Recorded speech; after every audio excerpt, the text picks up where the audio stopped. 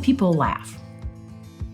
There are a lot of steps in leveraging other people's laughter.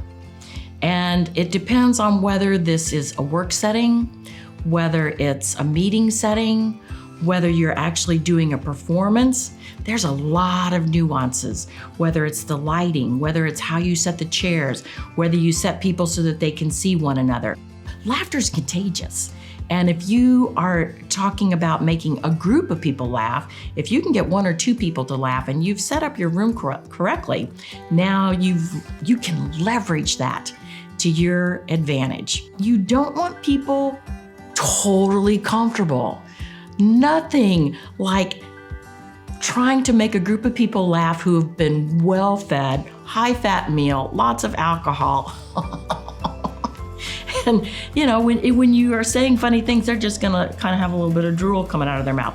So learn to leverage your environment.